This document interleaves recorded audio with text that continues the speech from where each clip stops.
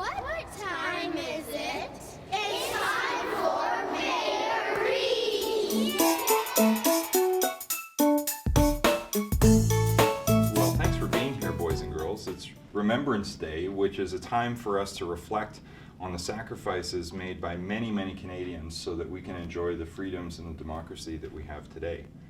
One of the Canadians who died in the war, who I think actually has a really extraordinary story, is a fellow by the name of Alex Decoteau.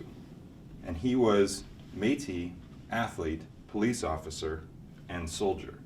And we have this neat comic book produced by the Edmonton Police Service about his story. Would you like to read it? Yeah. All right. So at the Red Pheasant Indian Reserve in 1891, and the story's called The Legacy of Heroes. Papa? Alex Decoteau was just a boy when his father died. Unable to support the children on her own, Alex's mother sent him to the Battleford Industrial School. This is Battlefield Industrial School. Alex was one of thousands of Aboriginal children sent to residential schools. Even though he was far from home, Alex never forgot about his Aboriginal heritage. His mother, Marie, was Cree, and she was a proud member of the Red Pheasant First Nation. Alex's father, Pierre, was Métis. Before Pierre died, he had a farm and he worked for the government. At school, Alex found out that he had a special gift for running. The more he ran, the faster he was. 3 cheers for Alex, they're all saying. Great race, Alex. We could use someone like you in the police department, this guy with the silly mustache said. Alex joined the Edmonton Police Department in 1911, and he was the first Aboriginal police officer in Canada. That's kind of neat that Edmonton had the first Aboriginal police officer. Isn't that neat? Yeah. I think it's neat. Alex was also one of the first city police officers to use a... Yeah, and one of his jobs was locking up the high-level bridge at night. Policing in Edmonton was exciting, but Alex's biggest moment was still to come.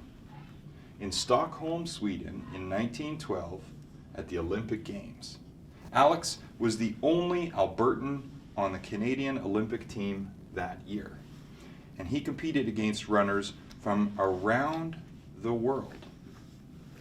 And I'm told he won a silver medal for our country. Pretty impressive, eh? 2 years after the Olympics, the First World War started. Alex joined the Canadian Army, and in 1916, he was sent to England. And while he was there, Alex took part in foot races against the other soldiers. And the King of England watched Alex win one of the races. And they couldn't find the trophy, and so the king gave Alex his pocket watch.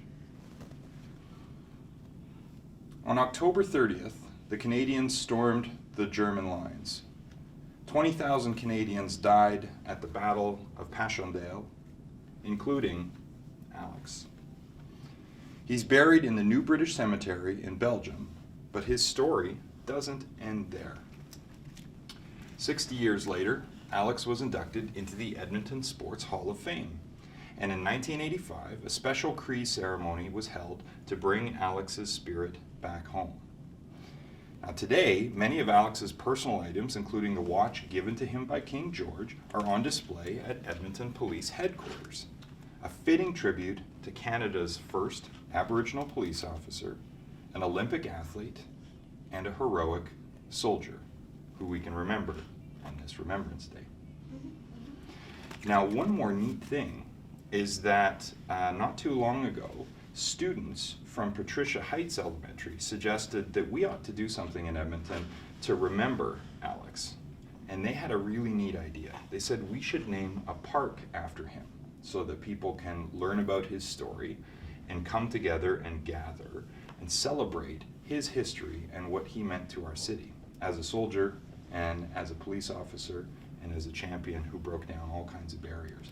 And so this is actually a picture of the park. It's going to be right downtown, and it's going to be called Alex Decoteau Park. and everyone will be welcome there. And I think that'll be a great place to remember him. Yeah? Yeah.